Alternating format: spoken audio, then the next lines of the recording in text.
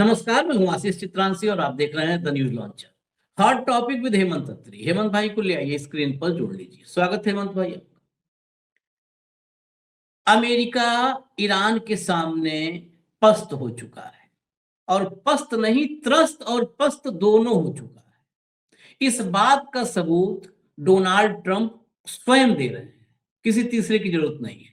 बस इस सबूत को गौर से देखने की जरूरत है। जाते हैं जब आप जासूस होते हैं या इन्वेस्टिगेशन वाली टीम होती है, तो सबूत सामने ही बिखरा होता है। कहते हैं ना कि अपराधी सबूत छोड़ जाता है। बस वहां पर कितनी बारीकी से उस सबूत को देख पाते हैं। तो हम आज हॉट टॉपिक में कोशिश यही करेंगे कि जो सबूत छोड़ा है ट्रंप ने, उन सबूतों को देख करके आज अमेरिका कहां पर खड़ा है, ये समझने की कोशिश करेंगे। और समझने की जब कोशिश करेंगे तो मैं अभी से बता दूं, आप लोग गिनिएगा। जब आप ये समझ पाएंगे कि अमेरिका कहां खड़ा है, तो आप पाएंगे कि एक 56 इंची है और एक ये अमेरिका वाले सिर्फ चिल्ली है। इन दोनों के 36 गुण मिल जाएंगे आपको। 22, 24, 26 गुण मिलने पर तो ब्याह हो जाता है कि चलो 7 जन्मों को बंधन में बांध देते हैं। अब 7 जन्म इनका कट जाएगा साथ में, क्योंकि 28 गुण मिल गया। 28, 30 गुण पे इनके 36 गुण मिलेंगे दोनों की। एक अपना वाला और एक वहां वाला, दोनों 36 गुण मिलेंगे। इन दोनों ने क्या किया, इनकी उपलब्धि देखिए आप। उपलब्धियां हैं। इन दोनों ने सिर्फ और सिर्फ अंधभक्त पैदा किए, कुपड़ पैदा किए। अंधभक्त, मूर्ख, कुपड़। और दोनों ने अपने देश को आइसोलेशन में पहुंचा दिया, अकेला कर दिया। दोस्त भी दूर चले गए। ये दोनों की कॉमन उपलब्धि है। ऐसी बहुत सारी उपलब्धियां, मैं कहा 36 गुण मिलते हैं तो आप मानिए 36 हो सकता है। एक आध मैं कम गिनती कर पाऊं, वो गणित मेरी है नहीं मोदी जी वाली, तो हो सकता है 38, 40 भी मिल रहे हों, लेकिन 36 तो कम से कम मिलते हैं। इतना तो तय मान लीजिए। अब इसको समझने के लिए हम शुरुआत सीधे खबर पे ही करते हैं। जरा भैया शुरुआत करिए, खबर लाइए, पहली खबर लाइए। खबरों को देखिएगा। ईरान के साथ जंग में अकेले पड़े ट्रंप। नाटो देश बोले ये हमारी लड़ाई नहीं, होर्मुज का रास्ता खुलवाने से इनकार। नाटो कौन है? 32 देश हैं, और ये 32 देश, इन 32 देशों में परमाणु शक्ति संपन्न ब्रिटेन भी है, परमाणु शक्ति संपन्न फ्रांस भी है। ये सारे जो है न्यूक्लियर पावर जो है, ये सब नाटो में है। जर्मनी जैसा ताकतवर देश भी नाटो में, सब। और ये नाटो ही है जिससे पूरी दुनिया, आप जब अकेला आइसोलेशन में जब आप अमेरिका को देखोगे ना, फिर अमेरिका हो सकता है साल 2 साल में अमेरिका को लोग जैसे बाकी से बातचीत होती है ना, जैसे हम लोग बाकी अफ्रीका वगैरह से बात करते हैं, वैसे ही लोग बात करें। ये नाटो की ताकत है। जब संयुक्त रूप से ये पूरी फोर्सेज इकट्ठा हो जाती हैं, तो दुनिया भर में इतनी सामरिक जो है स्ट्रेंथ इनकी हो जाती है कि फिर इससे ताकतवर कोई नजर नहीं आता कि किसी को भी हरा देंगे। वो नाटो क्या कह रहा है कि हमारी लड़ाई नहीं है। जबकि नाटो का, आप मैं बताऊं नाटो का मूल सिद्धांत क्या है, एक लाइन में समझिए। नाटो का मूल सिद्धांत यह है कि उनमें से किसी भी 32 देश हैं, उन 32 देशों में से किसी भी देश पर कोई आक्रमण होता है तो उन 32 पर आक्रमण माना जाएगा। उनमें से किसी देश के साथ किसी देश का कोई कन्फ्लिक्ट या मतलब कोई संघर्ष शुरू हो जाता है तो वो 32 देशों का वहां पर एक साझा हित माना जाएगा कि वहां पर 32 का साझा हित इन्वॉल्व है। और नाटो नाटो क्या कह रहा है, हमारा है ही नहीं है भाई, तुम जाओ तुम समझो। यानी जो ट्रंप नाटो को धमकी दे रहा था, उस नाटो ने ट्रंप को, अब माने न माने, लेकिन बाहर कर दिया। ऑफिशियली नहीं, इसको कहते हैं बाहर, गेट लॉस्ट, बाहर चलो, हम तुम्हारे जैसे पागल नहीं है कि तुम जो कहोगे वो मान लेंगे। नाटो ने वो किया। अब आगे चलिए, यहां पर सबूत नहीं, सबूत ऐसी कड़ियां जुड़ेंगी। आगे चलिए। Donald Trump asked to postpone summit with China's Jinping due to Iran war. Donald Trump ने जो है पोस्टपोन करने के लिए, टालने के लिए, जो समिट होनी थी, शिखर सम्मेलन होना था चीन के राष्ट्रपति जिनपिंग के साथ, उसको ईरान की युद्ध की वजह से पोस्टपोन करने के लिए जो है बोला है। ये सितंबर 2025 में ये दौरा फिक्स हो चुका था कि ट्रंप चीन के विजिट पर आएंगे, और ये चीन के विजिट पर आने का मतलब कि दो पोल एक साथ बैठेंगे। दुनिया की नजर थी इस पे, पूरी दुनिया की नजर थी। सितंबर में प्लान हुआ था।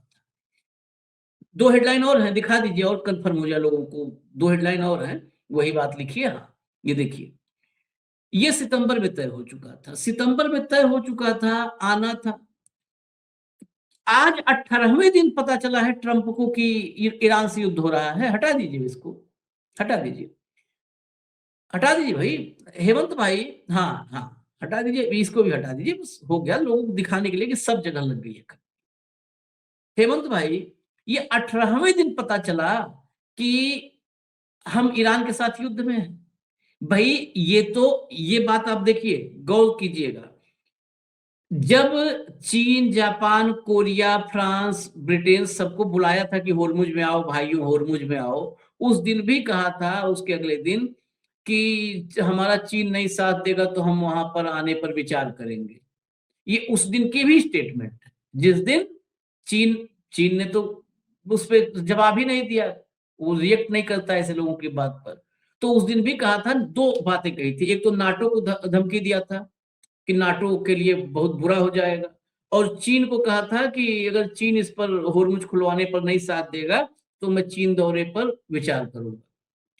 तो उस पर भी चीन ने नहीं लोड लिया।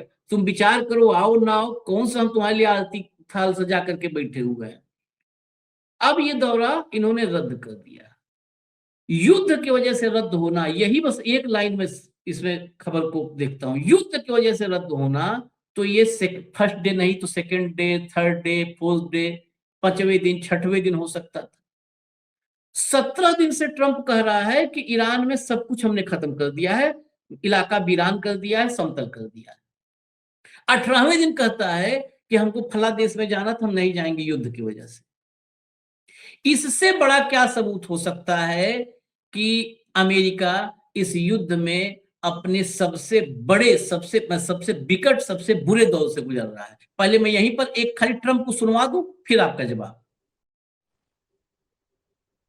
Still plan to travel to Beijing at the end of this. I don't know. We're working on that right now. We're speaking to China. I'd love to, but because of the war, I want to be here. I have to be here, I feel. And so we've requested that we delay it a month or so. And I'm looking forward to being with them. We have a very good relationship, but because of the war, there's no tricks to it either. It's not like, oh, gee, I'm waiting. It's very simple. We got a war going on. I think it's important that I be here. सुना आपने? इनके चीन से बहुत अच्छे relation है, बहुत अच्छे, बचपन के दोस्त हैं। जैसे हमारे यहाँ ना चेतक की माँ गुजरात से थी, राजस्थान में रिश्ता जोड़ लिए, वैसे ही ये रिश्ते जोड़ते हैं ट्रंप। इसलिए उनके 36 गुण मिलते हैं। दोनों में, मतलब आप समझ लो, दोनों में इस दुनिया में दो पोल है। वो बाइपोलर वर्ल्ड में एक पोल, अगर अब रसिया नहीं है, अब चीन और अमेरिका है। और करेक्ट, बहुत अच्छे संबंध, हमारे बहुत अच्छे मित्रता है, बहुत अच्छी दोस्ती है। लेकिन हम जाएंगे नहीं ईरान युद्ध की वजह से। हेमंत भाई, फिर सीधा सवाल वही है, ये 18वें दिन अगर ये बता रहे हैं कि हम युद्ध की वजह से नहीं जा रहे हैं, इसका मतलब ये आदमी 17 दिन झूठ बोला। ये पहले दिन से युद्ध में बहुत बुरी तरह फंसा हुआ है, और अमेरिका के लिए ये सबसे बड़ा संकट है, तभी तो नहीं जा रहा है। आशीष भाई नमस्कार, आपको, सारे दर्शक साथियों को भी। देखिए 18वां दिन युद्ध का है आज, और अगर आपने काउंट किया हो तो 11 बार ये जीत की घोषणा कर चुका है ईरान के। 18 दिन में 11 बार जीत की घोषणा। और पहली घोषणा इसने 1 मार्च को ही कर दी थी। 28 फरवरी को पहला हमला किया था कि वी हैव फिनिश्ड एवरीथिंग, और उसके बाद कुछ नहीं। लास्ट ईयर अगर आपको ध्यान हो, जून के अंदर, जो पिछले साल, जो इजराइल ने हमला किया था ईरान के ऊपर, और ये महोदय G7 की मीटिंग में कनाडा चले गए थे। और जो ईरान ने इजराइल का हाल किया था, वो सारे देश को, दुनिया को पता है, सारे दर्शक साथियों को भी याद है कि किस तरीके से इजराइल त्राहिमाम था उस समय हमलों से ईरान के। तो ट्रंप G7 को छोड़ करके भागे थे वापस वाशिंगटन DC, और B2 बम्बर्स भेज करके, जो, क्योंकि फेस सेविंग करनी थी। अल्टीमेटली तो इजराइल इन्हीं की बिगड़ेल औलाद है, और ब्लैकमेल भी हो ही रहे लगातार एप्स्टीन के कारण। तो रातों रात वापस आकर के, और आपको ध्यान होगा किस तरीके से कारपेट बॉम्बिंग टाइप की, बंकर बस्टर बॉम्बिंग की थी, और उसके ऊपर जाकर के जब 18 दिनों में आप 11 बार जीत चुके हो, तो आज से, जब आज मैं और आप बात करें, आज 17 तारीख है, और दौरा कब था? 31 मार्च से 2 अप्रैल, 3 दिन का दौरा था, उसमें शिखर सम्मेलन था 1 तारीख को।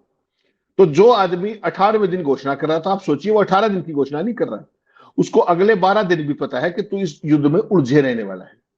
उनको ये अंदाजा हो गया है कि इस युद्ध का समापन जितना तुम चाह रहे थे वो नहीं निकल पाओगे। और जो आपका एक प्रिय मित्र है, जो इसका सलाहकार है, आज जब ट्रंप की जो प्रेस कॉन्फ्रेंस की बाइट दिखाई आपने, उससे जस्ट पहले उस भाई ने ज्ञान दिया, उससे पूछा कि लड़ाई कब तक चलेगी जो ईरान के साथ। उसने कहा we don't know how to come out of it.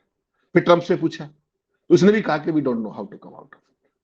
और फिर अगला ज्ञान क्या दिया ट्रंप ने कि ईरान के से ये उम्मीद नहीं थी कि वो मिडिल ईस्ट के देशों पर हमला कर देगा, हम इस बात से स्तब्ध रह गए। तो जिस आदमी की दुनिया की सबसे ताकतवर कुर्सी पर बैठ के इतनी समझ हो, ये तो छोटा सा बच्चा भी जानेगा कि ईरान की मार अमेरिका तक नहीं है प्रत्यक्ष तौर पे। तो उसके निशाने पे कौन आएगा?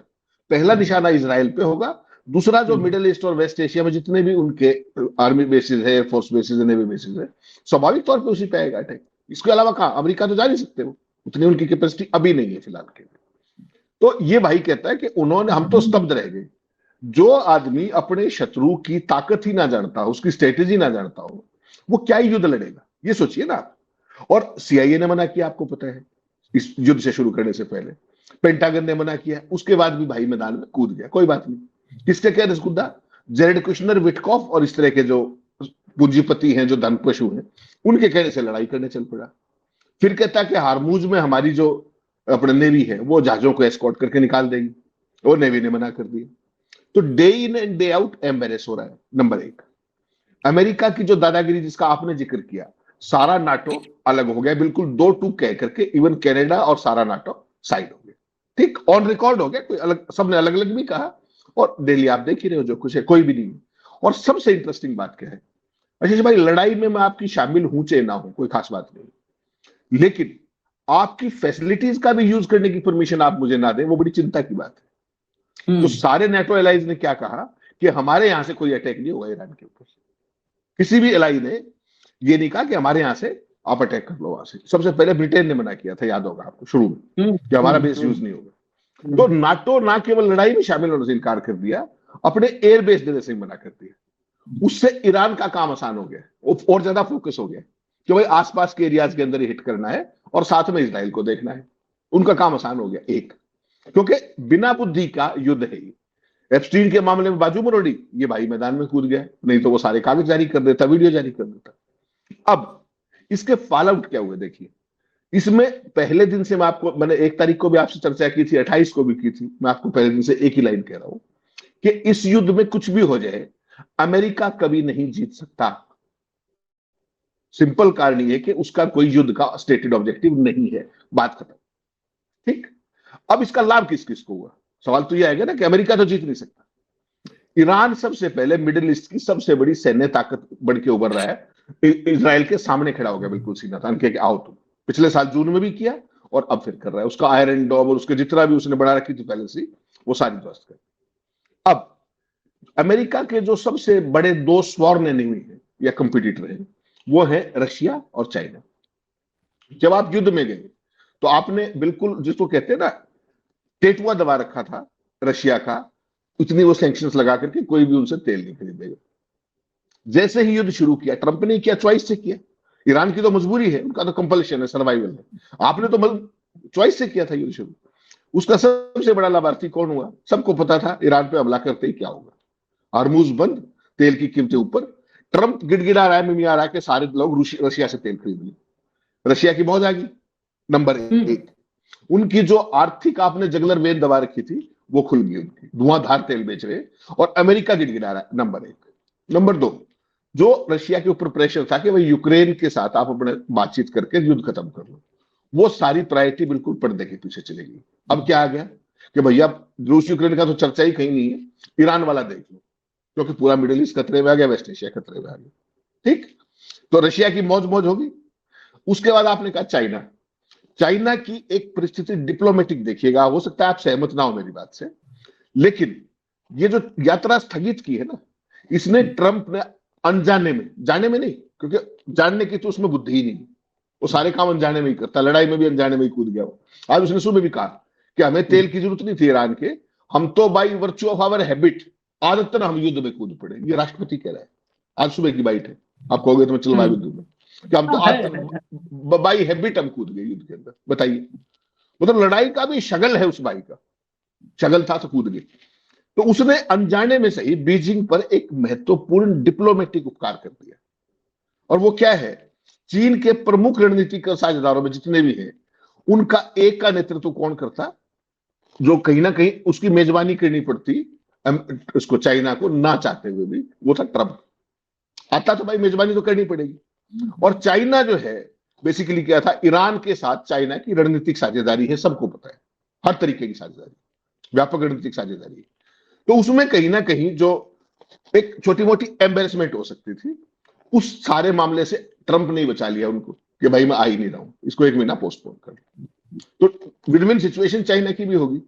उसके बाद आप देखिए ईरान क्या कर रहा है, हार्मूज के जरिए ईरान खूब तेल जा रहा है, चाइना फर्स्ट क्लास, कोई दिक्कत नहीं, चाइनीज शिप्स को कोई प्रॉब्लम नहीं। रशिया से धुआंधार सस्ता तेल ले रहा है चाइना, चाइना की मौज मौज है।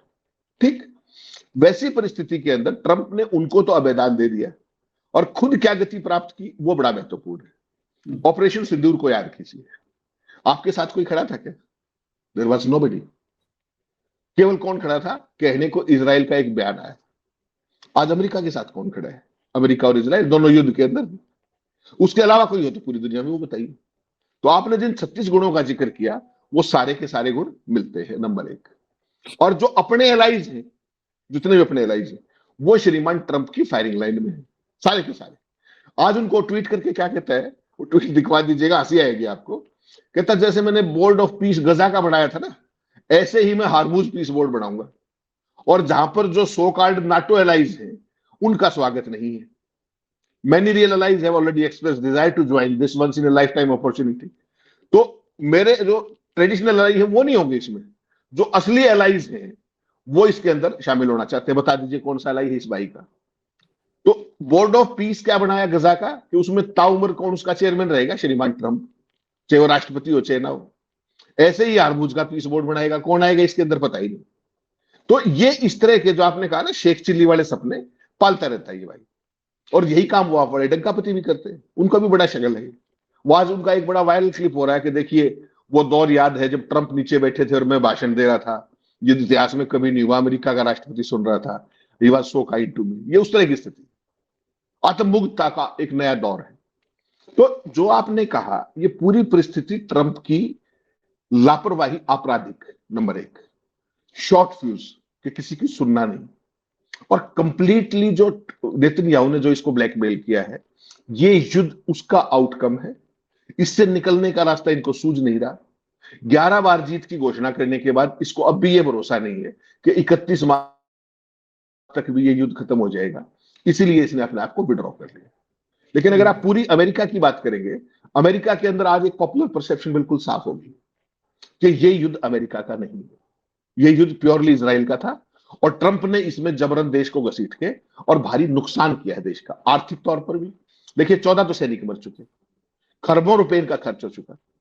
तो इनको मिलना क्या है? अल्टीमेटली सवाल ये है। ईरान तो वेनेजुएला है नहीं, रिजीम चेंज आप नहीं कर पाए, ठीक, उनका सारी लीडरशिप मार दी, उसके बाद भी सीना तान के खड़े हुए हैं वो। तो आपको हासिल क्या हुआ? आपको हासिल हुई दुनिया की बदनामी, और हासिल हुई कि आतंकी इजराइल था, और दुनिया की जो सो कॉल्ड सबसे बड़ी ताकत है वो आतंकवादी के साथ खड़ी थी। और ट्रंप का दिल अभी भरा नहीं है, दिल मांगे मोर है। ये सब कर रहे हैं, सामने आपको ये दिख रहा है, और पर्दे के पीछे क्या हो रहा है? इसने क्यूबा की पूरी पावर ग्रिड बंद करा दी है ट्रंप ने। अगला मोर्चा भी तैयार है, क्यूबा बिल्कुल अंधेरे के अंदर। अभी इनका गुड़ ही मिला दें। अभी देखिए आप, सबसे पहले भी तो एक ही दो गुड़ की बात किए, आप देखो रिस्क टेकिंग कैपेसिटी, दोनों को देख लो, एकदम हूबहू गुड़ मिलता है। मोदी जी ने कहा था ना कि अभी मेरी रिस्क टेकिंग कैपेसिटी तो देखी नहीं दुनिया ने। देखो उधर उसकी रिस्क टेकिंग कैपेसिटी, उसको युद्ध में कोई वहां के तेल में उसको नहीं लेना देना था, बस युद्ध करने का मन किया तो रिस्क टेकिंग कैपेसिटी। दूसरा, अभी क्या कहा हेमंत भाई ने कि स्तब्ध, जो वो वाली खबर कि मैं हमला किया तो एकदम नहीं पता था कि वो मिडिल ईस्ट के देशों पर हमला करेगा, मैं स्तब्ध रह गया। हमारे मोदी जी हमारे मोदी जी इजराइल गए थे, इन्हें भी नहीं पता था कि वॉर होने वाला है। ये दोनों दुनिया के सबसे बुद्धिमान नेता हैं, लेकिन ये दुनिया में क्या होने वाला है इनकी दृष्टि देखिए। दूरदृष्टा कहते हैं नेता, जो बड़े नेता होते हैं ना स्टेट्स में, दूरदृष्टा होते हैं। ये न दूर देखते हैं न नजदीक देखते हैं, जहां जाते हैं वहीं दीवार से टकरा जाते हैं। ये इजराइल गए 24 घंटा पहले, युद्ध शुरू होने 24 घंटा पहले, और लौट के आए तो यहाँ पे क्या कहा गया, प्रचारित किया गया कि नहीं जी वो तो मोदी जी को पता ही नहीं था। उधर वो कह रहा है कि मुझे भी पता नहीं था कि मिडिल ईस्ट पे हमला करेगा। अगर क्या करेगा, हरि कीर्तन करेगा, उस पर तुम उस पर मिसाइल गिराओगे, उस पर तबाह करोगे उसके देश को, वो हरि कीर्तन करेगा, भागवत करेगा, मारेगा तुम्हारे बेस को। अब आगे ट्रम्प का पोस्ट एक बार दोबारा फिर लाई। इसमें देखिए सबसे पहले ऊपर देखिए आपको Barack Hussein Obama, Joe Biden का नाम आ रहा है ना, मोदी जी, नेहरू, इंदिरा गांधी, राजीव गांधी, मनमोहन सिंह, ये अपने पूर्ववर्तियों को गाली देने के अलावा इनके पास और कोई हुनर ही नहीं है। ये सबसे नाकाबिल लोग हैं इस धरती पे, जिनके पास एक ही, हटा दीजिए इसको, एक ही काम है कि ये अपने पूर्वजों को, अपने जो है पूर्ववर्तियों को ये गरियाते भर पेट, और गरियाने में जरा सा भी ये जो है संस्कार और इस पर भी ध्यान नहीं देते हैं कि मर्यादाओं पर। मैंने व्हाइट हाउस की प्रवक्ता को, प्रवक्ता है, उसकी हैसियत इसे समझ लीजिए, कैरोलाइन लेविट, उसने इडियट और स्टूपिड बोला था पूर्ववर्ती राष्ट्रपति को, वो प्रवक्ता है। तो आप अब एक और मिला लीजिए कि जो इनका इकोसिस्टम है ना, वो इकोसिस्टम भी सेम है। यहाँ पे आप देखिए, वहां पे कैरोलाइन लेविट है, यहाँ पे आप निशिकांत है, पात्रा है, जो है भाटिया है, दुनिया भर के। ये सब भी देखिए, मोदी ने इतना दिया तो ये इतनी गाली देते हैं, फिर थोक भर गाली देते हैं। फिर ये नेहरू पे, नेहरू के आसपास खड़े, मतलब नेहरू के 10-20 किलोमीटर के दायरे में खड़े होने की, मिट्टी छूने की इनकी हैसियत नहीं है। जो औरा होता है, एक व्यक्तित्व होता है, व्यक्तित्व की बात कर रहा हूं। नेहरू के पास पैसा था उसकी बात नहीं कर रहा, व्यक्तित्व। और ये सब गरियाते हैं। ये समानता देखिए, गुण मैचिंग 36 का वक्त में 36 गिनवाऊंगा इन सबके, एकदम हूबहू है। ये बोलने का, जैसे अभी कहा ना हेमंत भाई ने बताया कि होरमुज में पीस ऑफ होरमुज स्ट्रेट बनाऊंगा, पीस बोर्ड, होरमुज स्ट्रेट के लिए पीस बोर्ड बनाऊंगा। अब ये कितना सुनने में अच्छा लगा ना, जो लोग नहीं एनालिसिस करेंगे वो कहेंगे यार पीस बोर्ड बनाया जा रहा है। आपके दुकान में सौदा है ही नहीं है, और बाहर आपने बोर्ड लगा दिया बम्पर सेल। अरे खरीदेगा क्या भाई? तो दुकान में सौदा होना चाहिए ना, बाहर सौदा जब दुकान में होता है तभी बाहर बम्पर सेल लगती है। दुकान में सौदा नहीं है, बाहर लगा दिया बम्पर सेल, जो आएगा गरिया जाएगा। दोनों को देखिए, दोनों के दुकान में सौदा नहीं होता है, और दोनों की दुकान में हमेशा बम्पर सेल लगी होती है। ये दोनों की दुकान है, सौदा कभी नहीं होता। इनकी दुकान में जाएंगे सब काउंटर खाली है, सारा जिधर देखेंगे सब हवा ही हवा दिखेगी, सब खाली है। लेकिन सेल इनमें परमानेंट 12 महीना रहती है। इनमें मानसून और ऑफर और ये सब नहीं आता है, विंटर ऑफर, 12 महीना सेल है, बम्पर ऑफर। इनके गुण कितने मिलाएंगे? अब आपको दिखाएं, हम लोग थे ना अकेले ऑपरेशन सिंदूर में, बिल्कुल सही बात है, एकदम अकेले। और वो देश अकेला था जिस देश की आवाज पर नेहरू से लेकर के और इंदिरा गांधी के दौर तक, एक आवाज पर 100 देश, इस दुनिया के 100 मुल्क, छोटा बड़ा मिला 100 मुल्क खड़े हो जाते थे। ये G20 का जब माल देश भर में, जितना G20 खर्चा हुआ उससे ज्यादा उसके विज्ञापन में खर्च किया, तब हमने कार्यक्रम किया था सन 82-83 में। भारत में जब गुट निरपेक्ष का शिखर सम्मेलन हुआ तो 100 देशों के राष्ट्राध्यक्ष थे, और करीब करीब सबके राष्ट्राध्यक्ष थे। ऐसा नहीं था कि वहां भेज दिया किसी अटैची को। यासिर अराफात से लेके फिदल कास्ट्रो तक सब दिल्ली में बैठे थे। जितना इंडोनेशिया में 100 से ज्यादा देश, वो हमारी ताकत थी। और ऑपरेशन सिंदूर आते आते वो ताकत आप देखिए कि कंडेम करने वाला कोई नहीं था, निंदा करने वाला कोई नहीं था पाकिस्तान का नाम लेकर के। पहलगाम की निंदा अलग बात है, पाकिस्तान की निंदा अलग बात है। पाकिस्तान की निंदा करने वाला दुनिया में एक मुल्क नहीं मिला था। सोचिए आप, तो कहां से कहां तक पहुंचाया नरेंद्र मोदी ने। 100-125 देश जिसके पीछे लाइन लगा खड़े हो जाते थे, भले उसको थर्ड वर्ल्ड कोई कह दे, वो अमेरिका कहने से थोड़ा होगा। आज वही थर्ड वर्ल्ड लीड कर रहा है और अमेरिका लीड कर रहा है। हाँ, थर्ड वर्ल्ड ही लीड कर रहा है। तो 125 देश पीछे खड़े होते थे, एक देश नहीं आया भारत के पीछे। अब अमेरिका, मैं थोड़ा सा टाइम ले रहा हूं हेमंत भाई, अब अमेरिका, उसके बाद ऑपरेशन सिंदूर के बाद तुरंत ट्रंप ने कहा कि तुम कैसे निकल जाओगे, गुण हमारे तुम्हारे मिलते हैं, गांठ जुड़ा हुआ है, साथ साथ चलेंगे। तो ईरान में आए। ईरान में आप देखिए, आपने अभी नाटो तो दिखाई दिया हेडलाइन में, जरा लाइए कुछ दिखाते हैं आपको, कुछ ट्वीट्स हैं, कुछ इंफॉर्मेशन है जो ताजा है। फिनेंशियल टाइम्स लिखता है, Belgium prime minister calls for EU to normalise ties with Russia. ये खबर हम बीच में लाए हैं, ये खबर अपने आप में फुल पेज एडिटोरियल के लिए पर्याप्त है। अगर फुल पेज मतलब इंटरनेशनल डिप्लोमेसी और इंटरनेशनल जो वो है वर्ल्ड ऑर्डर, इन सबको समझना हो, ये फुल पेज एडिटोरियल के वो लिए 2 लाइनें हैं। अगर बेल्जियम ये कह रहा है कि ईयू को रूस के साथ अब संबंध थोड़े से वो करने चाहिए, आप समझ लीजिए पूरा वर्ल्ड ऑर्डर ही घूम जाएगा, पलट जाएगा। जिस दिन ईयू मतलब यूरोपियन यूनियन, यूरोप के देश, रूस एक साथ आ गए, चीन रूस एक साथ है ही है, अमेरिका पता है आपको, अमेरिका को छूने पर गंगा जल से नहाना पड़ेगा, ये हालत हो जाएगी दुनिया में। ये फिनेंशियल टाइम्स की खबर है।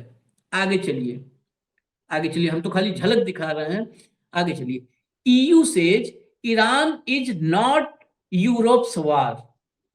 यूरोपियन यूनियन ने कहा है कि ईरान यूरोप का युद्ध नहीं है, बिल्कुल साफ। The European Union has no intention of directly entering military conflict with Iran. European Union का कोई भी इरादा नहीं है कि वो सीधा मिलिट्री कॉन्फ्लिक्ट, ईरान के साथ मिलिट्री कॉन्फ्लिक्ट में एंटर हो। EU foreign policy chief Kaja Kallas said, emphasizing that Europe has no appetite for an open-ended war despite escalating tensions in the Middle East. सुनवा दीजिए जरा इनको, ये ईयू की फॉरेन पॉलिसी की मुखिया हैं, सुनवा दीजिए। If U.S. is also part of NATO, by the way, is not putting their ships to actually keep the navigation routes open, then the question for our member states is the same. Well, we had those discussions, and the main concern of the European countries is that we were not consulted with, starting this war. Actually, the opposite. There were many Europeans who were trying to convince U.S. and Israel not to start this war. Also, the regional partners were very, very strong on this. And we were not consulted with the objectives of this war. Where does it go? It's not clear. So therefore, the feeling is this is not Europe's war. From a European point of view, is it time for the US and Israel to end this war? I mean, they had some objectives which they have stated, which were to degrade Iran's military capability. They say they've destroyed the navy, the ballistic missiles. Is it time to bring it to an end? Absolutely. I think, it would be in the interest of everybody if this war stops. The problem with wars is that it's easier to start than to stop them, and it always gets out of hands. So, of course, we are willing to help, also diplomatically to bring the parties together to really stop this war. उल्टा चलिए जरा, क्या कहा, युद्ध शुरू करना आसान होता है लेकिन फिर युद्ध खत्म करना हाथ में नहीं होता है। दूसरी बात कहा, हमसे कंसल्ट नहीं किया था युद्ध में जाने के पहले, इसलिए यूरोप का वार नहीं है ये। तीसरा क्या कहा कि अपने जहाजों को नहीं उतार रहे हैं खोलने के लिए, हमसे करें लो जहाज उतारो। तो जो वो सोच रहे हैं वही हम भी सोचेंगे ना। और युद्ध खत्म होना चाहिए। अब बताइए हेमंत भाई, अभी बहुत सारी चीजें हम दिखाना शुरू करें, बहुत कुछ, एक और दिखा दिए, चलिए जर्मनी के मंत्री को भी। Donald Trump has warned allies, essentially, if they don't stand by the US's side, then NATO's future could be very bad. How do you understand that? How close are we to NATO falling apart? I think we are not very close to that, not at all. I mean, we have a situation which we did not provoke, which we don't cause at all. This war started without any consultations before. We have a big responsibility, a very important responsibility for the eastern flank and the high north, as I mentioned earlier, and we stay committed to that, but we can't be anywhere on the world, and we can't be at every place to support a war which we didn't start. So it is about to find ways to solve the situation diplomatically, and this is what we are stay committed and being helpful at any time. इस bite में धमकी पर सवाल थी कि NATO का Trump warned allies to support against Iran और else NATO's future is uncertain. क्या जवाब दिया? We didn't start this war. Trump did not consult with us. We can't be there to support. एक लाइन के बाद जाओ uncertain करो। अब आप बताओ, मैंने 10 मिनट इसलिए लिया है एक एक करके, मतलब अगर लोग हमारे साथ इस कार्यक्रम को देख रहे हैं, सुन रहे हो, समझ रहे हो, एक लाइन से ये सारे एविडेंस है कि 36 गुण भी मिल रहे हैं और अमेरिका आउट है, कंप्लीट आउट है। हेमंत भाई, नहीं, कंप्लीटली आइसोलेटेड है, आउट नहीं, कंप्लीटली आइसोलेटेड है। और अगर ये अमेरिका ना होता तो अंग्रेजी में इसको कहते हैं डन एंड डस्टेड। इस युद्ध के अंदर दे आर फिनिश्ड, क्योंकि लड़ाई उनके साथ ईरान तो कर नहीं रहा, ईरान तो हमला करने ही नहीं आया था, हमला करने आप गए थे, ऑब्जेक्टिव आपके नहीं थे, 11 बार युद्ध जीत की घोषणा आप कर चुके हैं, फिर आप लड़ किस लिए रहे हैं? किस चीज के लड़ रहे हैं? लोग मारने हैं, इंफ्रास्ट्रक्चर तबाह करना है। खरग द्वीप के अंदर आपने देख लिया क्या किया।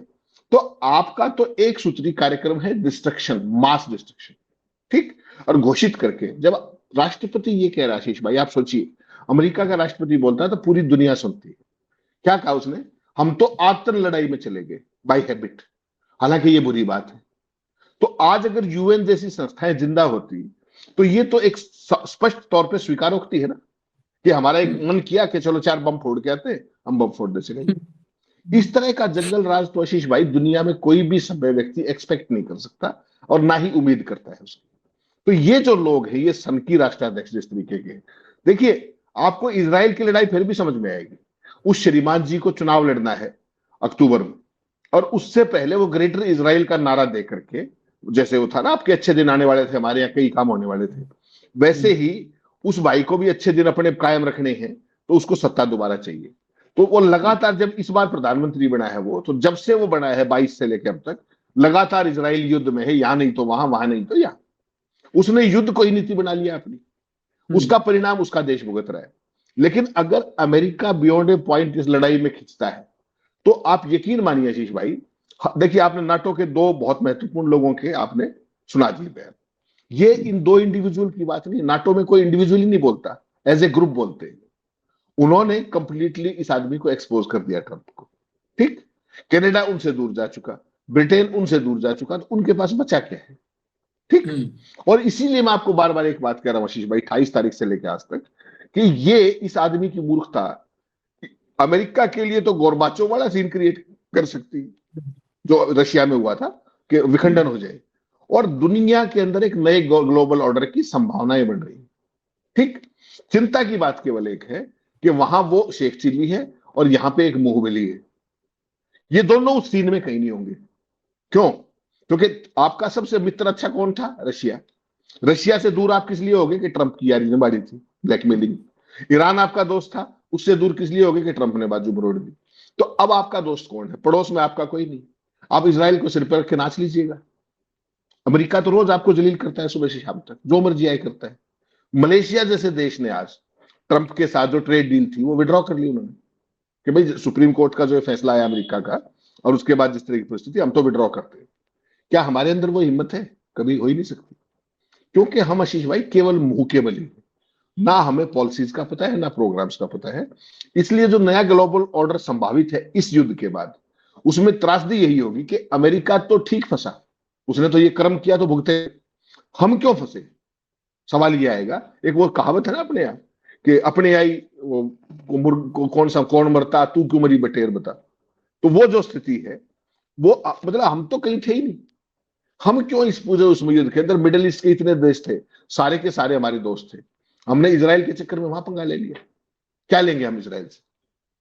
चुनाव की जीत का खेल के लिए मशीनों में कुछ करना है या आपने जासूसी करनी है? तो आपकी प्रायोरिटी अगर अपनी सत्ता है और देश नहीं है, तो ऐसा नेतृत्व तो भाई सबको मुबारक है।